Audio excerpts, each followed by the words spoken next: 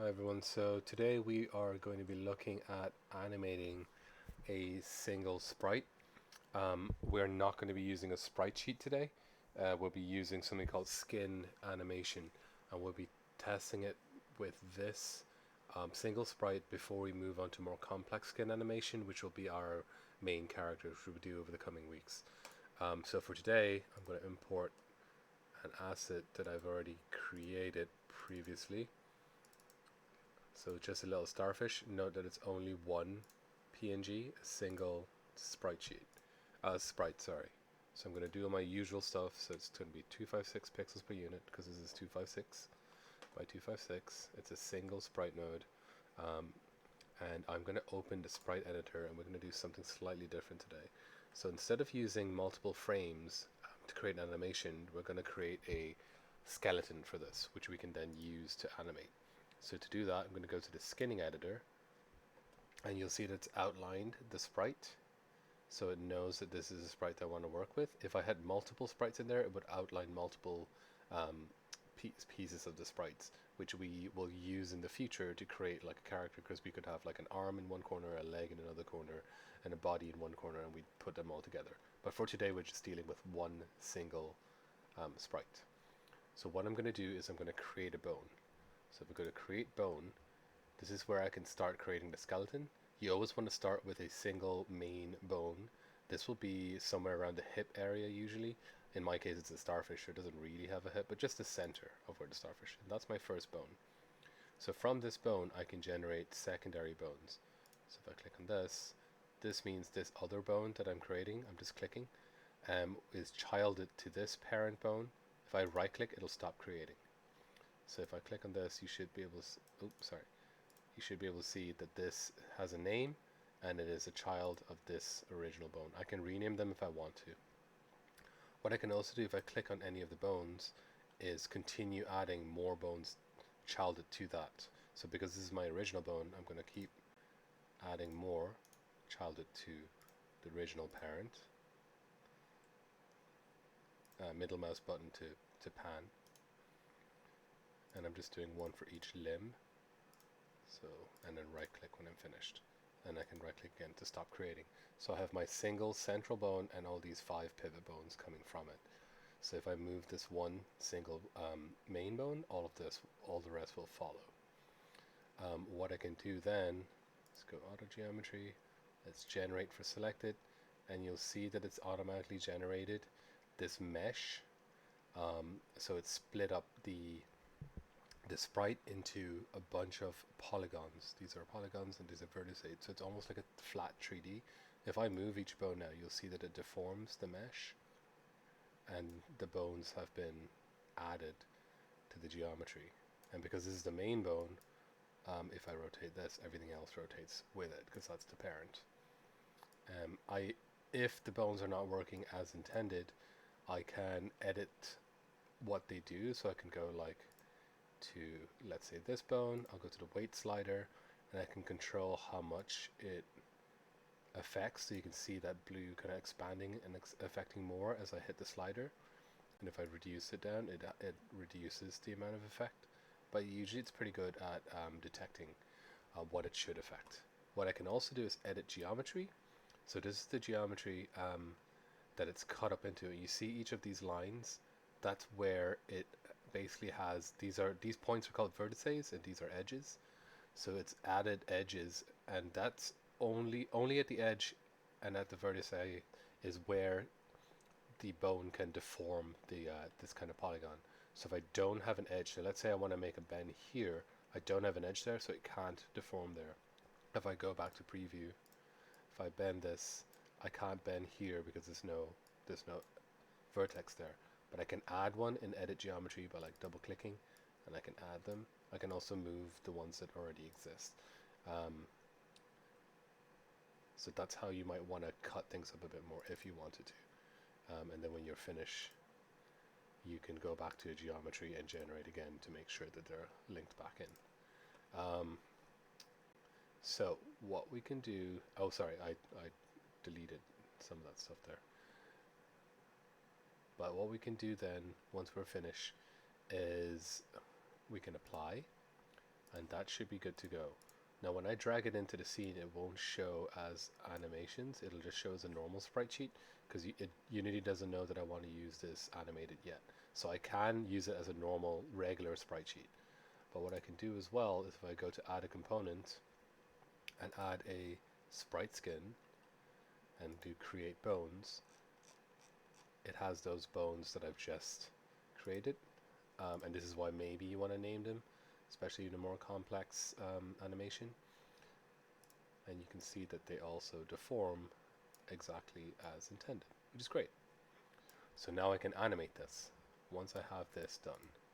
So to animate this, I'm going to go to Window, Animation, which you should be familiar with, and we're going to create an animator. Animator will store all the animations, and animation clips are the actual animations. So I'm going to create an idle. What I'm going to try and do is like just a random idle animation that'll keep looping, and then I'll create like an active animation, so when a player passes through it or something passes through this little sprite, it will do the active animation and then we'll go back to idle. So let's see that. So I'm going to call this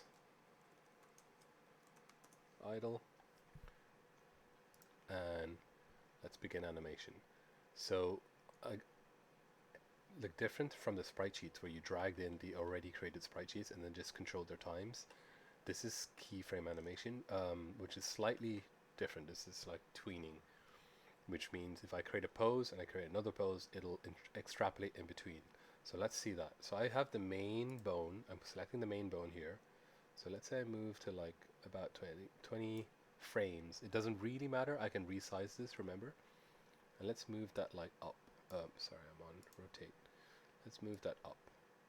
So you see it's done two things. It's added a keyframe here, that's a little diamond, and it's added an original keyframe at the start, so that it knows where it was at the start, and wherever I added a new one, it will then extrapolate in between the two of them. I can adjust that. So press play, that's what it looks like. What I can also do then is copy this initial frame and paste it at the end, and that way I get like a perfect loop. Okay, so this is not a great idle, but it's a good start. Always start with the main bone, because you want to get the overall motion correct before starting to add like secondary animation. So we've got that. So let's add some secondary animation now. And secondary animation is like, that's the main animation. So let's do something like this, where, because it's moving upwards, we'll rotate that upwards. And maybe at the start we'll have it move its arms up and down, like up.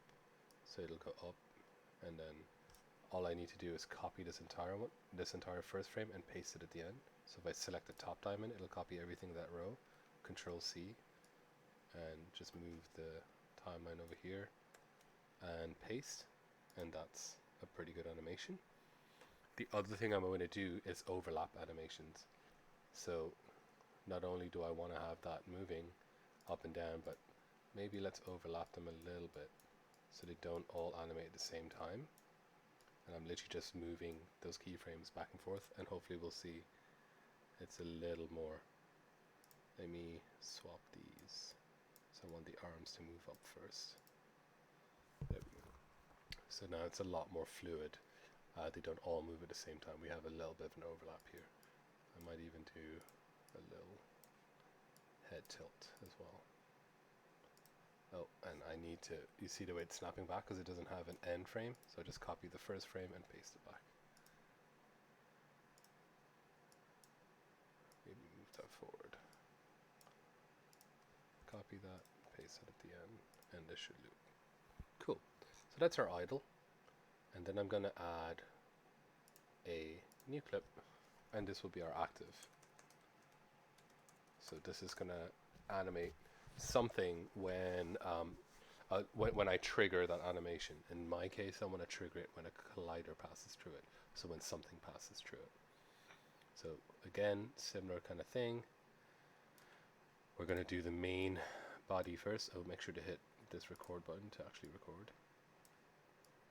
So again, I wanted to jump up, but this time maybe kind of jump up and then slowly float back down and wave its hands or something.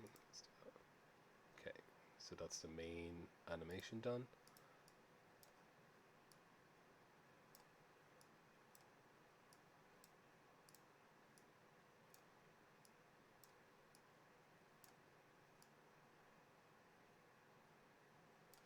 Let's copy this, put it at the end.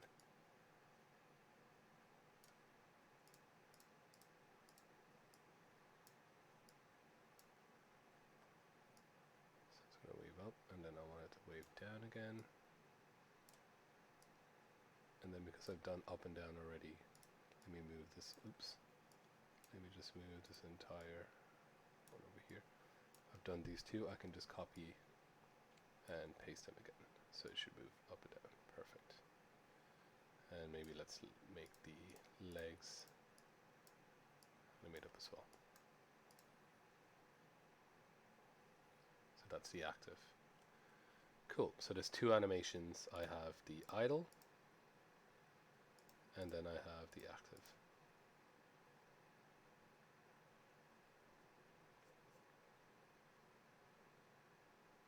Okay, if I want to tweak them, I can always tweak the timing as well. Maybe just make it a bit faster. Cool. And we're done. So now if I click on Peaches, it's got an animator because I created one. And in the animator, if you don't see the animator window, you can go Window, Animation, Animator to open it. Those two animations that I created are here. So this is where the animator stores animations. And the orange animation is what the default is. So right now it's idle. So if I press play, it's going to automatically play idle. See that? Perfect. And I can change that to the active if I want to. So that's the active default state. So we'll keep it as idle. And what I want to do is have a transition, meaning I want to go from idle to active when something happens, and then from active back to idle. So to create a transition is pretty simple. I'll just right click, make transition, and I get this little arrow, and I can snap it to the other animation. And from the other animation, click on it, right click, make transition, and snap it back. And this will automatically just idle between the two of these. So let's have a look at that. It's not going to take any parameters. It's literally just going to go from this animation to the other animation. And you can see it passing back and forth. So it's literally just running between those two animations. So that's fine. However, I want to make sure that it has a parameter that it knows a condition before it moves from idle to active. So to add a condition, I need to go here to where it says parameters, and where it says empty list, I need to add a parameter. And if I click plus, I can add a float, an int, a bool, a trigger, so I can have an animation play when a certain number reaches X amount, or in int. I can have it when something is true or false, or I can have a trigger. A trigger is basically any kind of like, it literally just a want-off hit, which will tell it whatever that trigger is, and I can use that as a parameter. A bool is like, if active is true, then play that animation. If it's false, then play the other one. So let's do a trigger, and I'm going to call this trigger happy. So on happy trigger, I need to add it to this transition here. So condition when happy, that I've just pressed plus and it's added the only one that's there. So it's the only parameter I have, so it automatically added this. If I added another parameter, let's say a bool, test, I could also change it to be like, no, I want to use test, and if test is true, play that. But I don't have that in this case. Delete, and let's use happy. So on happy, it'll go from idle to active, and then it'll go back to idle, because the back to idle has no condition, so it'll just automatically go back. So let's have a look at that. So if I press play, it's now going to stay in idle, and it won't go to active. Perfect, because it hasn't hit that parameter, that happy parameter here. This will only allow transition when it hits happy trigger. So if I can test this by just like clicking on this trigger, which is me giving it the trigger. So it plays active and it goes back to idle. do that again. Note also there's a little pause, and the little pause is because if I look at the transition, there's a thing called exit time. Has exit time, which means it has to play the complete full idle animation before it allows it to play to active. Sometimes I don't want that, sometimes I do. In this case I don't, so if I turn that off, and let's try that trigger again, it'll, no matter what it's playing, no matter what stage it is in the animation, it'll automatically go to active straight away. So let's click that. So no matter what point it is, it'll go to active, which is sometimes what I want. I want it to be instant. So that's set up and ready to go. So that works if I'm clicking it, but obviously I'm not going to click that every single time I'm playing the game. I want that to be automated. I want there to be a script that sets, that tells it to pay attention to whatever I'm telling it to, and then set that parameter happy. So I have a script which I will share, and I'm just going to make a copy of this and put it in, well no, actually I don't, yeah no, I will make a copy and put it in animated, and I'm getting an error, and that's because when I made a copy, which is Control D, simple trigger 1 is the renamed, but it needs to match this name here, public class, because public class is the name of the script. So let's open that and have a look at the script. So there's a tiny bit of scripting. It's not the worst. We should be able to get through it. And I'll just pause while that's loading. Okay, so it's loaded. We can see that this is called simple trigger.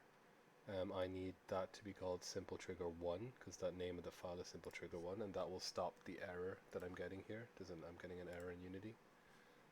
So if I save that, that should work. Let's clear that. We should be okay. Fingers crossed. Yeah. So let's have a look at what this is. So if you don't understand Unity, most people don't, because it's complicated at the start, and as you get used to it, there's two things you can do. One is Unity documentation, the manual.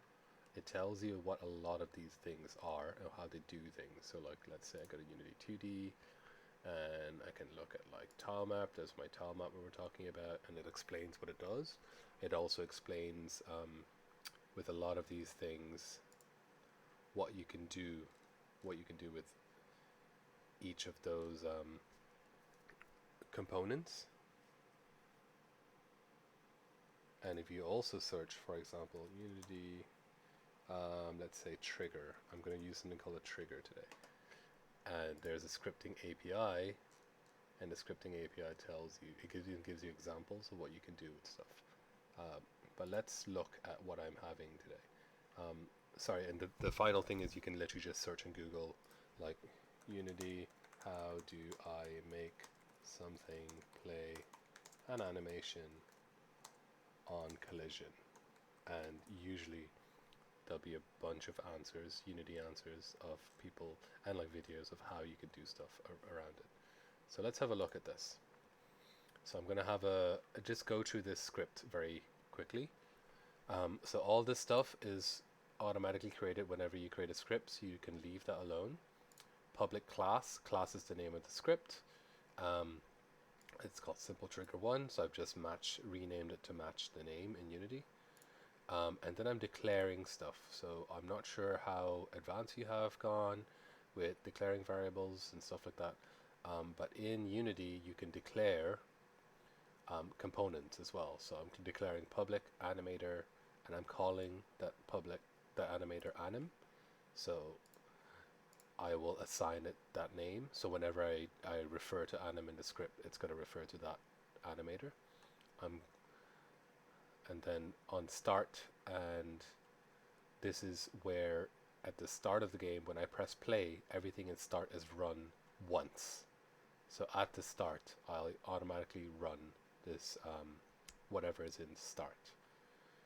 So in private void start, I'm going to set anim equals the game object, so whichever game object the script exists on, and I'm going to get a component of type animator in that game object. If you don't understand what this is doing, literally Unity get component, and this will explain what it's doing. So it's saying like it will, whatever I put the script on, so let me put that script onto Peaches. Peaches is there, project is there. Let me just add that script and I can just drag it onto there. So you see that anim is animator. So basically at start, the script is going to look for any animator, which is right there in Peaches, and it's going to assign this animator to this to anim here. So let's just see that working. If I press play, it should detect this animator and then add it there. There. So it knows it's using Peaches animator. Cool. So that's the start. And once that's finished, that's only run once. It doesn't keep doing this. Usually you have a void update, and update happens every frame. I'm going to use a different void. This one is called onTriggerEnter2D, which means if a 2D collider enters like Peaches collider, so anything that goes into it is collider, and it's looking for a collider 2D. So if anything on TriggerEnter2Ds and that thing is of a type collider 2D, let's call it collider. This is what this is saying. So we'll call it collider, and if the collider game object tag is player, we will set the trigger. Mine was called happy, so I'll call it happy. Oops, sorry. So it'll set trigger happy. So if the other collider's game object is called player, anim.set trigger happy. This is checking if the other thing is player. If I don't want this, I don't have to have the if statement. So literally any collider coming in will set the trigger to happy. So it just depends which I want. So let me put that back in, save that. And let's go grab that test circle that I had the last time. And that test circle is over here. I'm going to make it bounce into Peaches and hopefully press play. Now it won't work because I haven't tagged it, so I need to tag as a player. And now that it's tagged as player, hopefully this works. So let's see. It won't, and I'll explain why. So it won't because all I've done is added the script, but the script relies on a few things. So it relies on a trigger. It needs to have a trigger, which is basically a collider area. So let's add a collider. I'm just going to add a circle collider, which is simpler. So literally just like around, and I can create it bigger actually. So radius bigger, so it'll detect from further away. And let's make this a trigger. So is trigger? Yes. So this now no longer has collision. Wait, so if I turn that off, sorry, if I just press play, the player will bounce off it because it's a collider. But if it's a trigger, it'll pass through. And now this will work. It'll hit onTriggerEnter2D. Now I might need a rigid body as well to detect. I'm not sure. Let's have a look. There we go. No, we don't. So I don't know if you could see that. Let me just grab the circle and put it back in. Every time the circle passes by it and enters that trigger, it plays animation. Where is my Animator window? It's here. Let me just pull that out. Put that there so we can see what it's doing. And look at pay attention to the happy parameter. So if I enter, well, you won't be able to see it. Sorry, my computer runs too quickly. But you can see that it is translating between the animations. Cool. And so that works. Again, right now it's only looking for a game object tag player. So if I drop any other collider in there, it will ignore it. So it'll only affect it when the player walks in. But if I change that script to delete the if statement, it will play on any collider entering it. Okay. Now the last thing I'm going to do is, let me create here folder prefabs. So if I drag the entirety of Peaches into that folder, that's now a prefab. You can see that because it says prefab asset and I can open prefab. What that means is I just drag that anywhere here and I have a brand new Peaches with that script with all the bones, with all the animation ready, and I can have that just basically over and over. Press play. They should all work. I don't have to rebuild for each single one. Grab the circle. So for each of them, they all work. And also what I can do is have prefab variation. So for each of these, I can, let's say like I want to tint that one slightly different red color. I want to tint that one. So I can have that as a variation. And if I want to apply those changes, I can. So let's say that orange, I want to apply that. I can override and apply all, and this will apply to all the rest of them. Boop, and it's applied to all the rest of them. And I can revert if I want to. So let me just undo that. And if I make too many mistakes, I can revert back from the original as well, because I have the original here. So that helps to basically like create variations and to very quickly populate a scene with stuff. So for this week, because there's no in-person class, what I'd like you to do is try this out. Create one single asset. It doesn't matter what it is.